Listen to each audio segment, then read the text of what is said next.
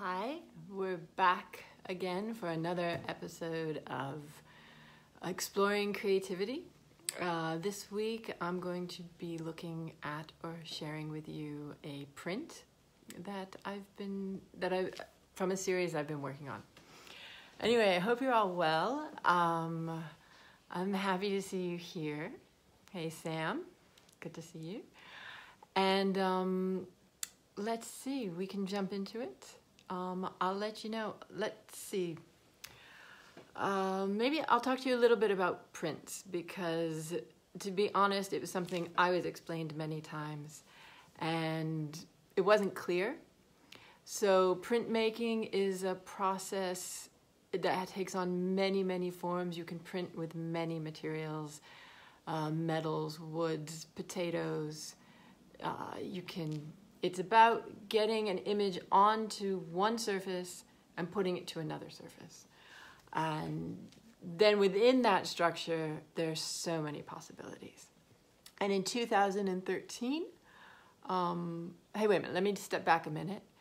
If you have any questions along the way, because I've just jumped right into this, if you have any questions along the way, I'm not so good at always spotting them. Hold on a second. I'm not always so good at seeing what you're up to and what's happening as far as the images go. But, oops, it's live. I'm not always so good at keeping up on the comments. So if you have questions, post them and I'll try to answer them at the end. And if I can't, I'll answer them next week or whenever I next come and speak to you. So the print that I want to talk about is, actually, you know what? I actually realized, I think I've got, yes, I can do this. God, technology. Technology is amazing. Let's see, this is the print I want to talk to you about very specifically. It is the most recent print I've been working on. It's from a series, actually, can you see how big it is? I'm gonna hold it up to myself to give you an idea of the size. So it's not tiny. In printmaking, it's definitely not tiny. People like small things. Can you hear me as well if I put you far away? We'll find out. I'll find out later. But okay, so here you have an idea of the size. I'm gonna go back to, voila. Let's go like this and like this. Let's put her there. Okay, it's from the series Large Interchangeables. Let me get better light on it. Here we go. And within this series, because there's a bunch of them, you see, working like this, and this, and this. This gives a very good idea, because these are different prints. In this series that I'm working on, I work on a metal plaque. Zinc is what I use. And I have made about a half a dozen prints, a half a dozen plaque that I then change around, move into different, I change it around so that you can see, and actually behind me I have another example. So I'll just sit and talk to you for a minute here. I've made about 6 different plaques and I can interpose them because one of the things that I find interesting is layers and different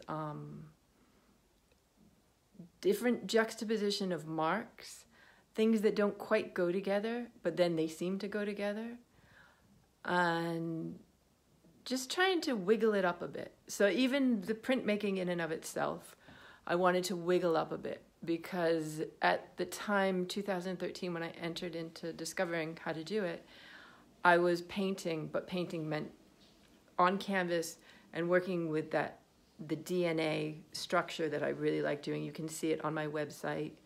There's, if you go on and you look at the paintings that were from like 2012, 2013, you'll see a lot of these small DNA knitted things that you can find, the structure that you can also find in my paintings, in these prints. So if you if I show you, I'm going to come right in again and show you what we're talking about specifically. Here we've got, well, it's very clear because there's the blue. And the blue is a series, it's one plate that's been worked on in many different ways. The beginning way was to make the DNA structure of the interconnectedness. It's so obviously there. But then I went back in and I reworked it more with aquatint, which is another type of technique you do to eat away at the metal of the plate. And so you get already a type of, here, see? You get landscape and cells and voyaging and depth and space. You got that? And so that was one element. But then I've been working more recently with another element. I mean, these are cellular forms. I use those not infrequently, and I've been using them for years. And is it microscopic? Is it macroscopic? We're seeing it way out. Is it an asteroid field? You know, it's up to you. I mean, you can interpret this. There's a bit of a Philip Guston thing happening within this one. And actually, it was a much quicker experience. But quick, when you've been working for a long time, doesn't mean quick. It's actually very difficult to make something and just leave it. It's very difficult to not touch so much. Minimalism, people who work minimalist, I find, are quite brave. So what I want to do, and you'll notice, look at this. This one is one way up, and this is another way up. We're playing. It's a playful experimentation. It gets very serious. You know, when I don't like the outcome, it's not, you know, I don't even know if I like the outcome sometimes. But then I look at it later and I'm like, wait a minute, this is working, that's not working. Let's play with it a different way. So it becomes, again, a series that we're always working on to make it, just to be able to discover more elements, change it up a bit. So we have the three that you can see. Well, that's the sister. There we have it. And there we have it. The black and white, the blue, and the utter juxtaposition. I'll turn you around. Anyway, I said I would answer questions at the end. I did get a question from, let's see, let me find this question. I got a question from someone in California last week who says, "Hi Esther, long-time listener, first-time questioner. How do you know when you've made a stroke or added a link, whether it's good or bad? Can you share some insight into your decision-making process? How you know whether to revisit a sketch? How you find new areas to explore?" That's a pretty good question. And I'm going to give you an answer. But I don't know what my answer is going to be. Let's see.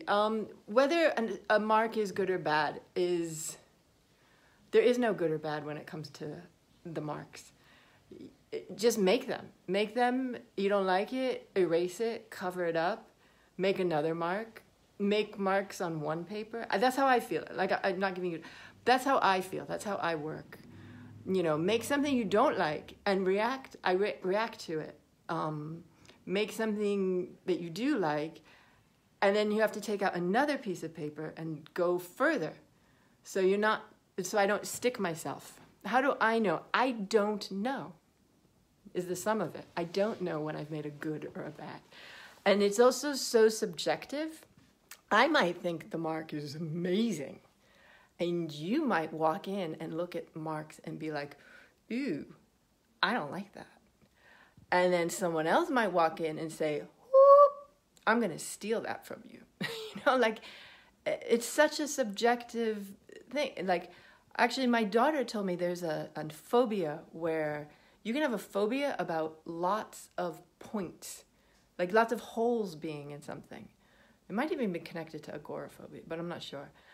And she actually has it a bit. So she looks at my work and she'll be a bit like, woo, you know, because there's lots of little holes.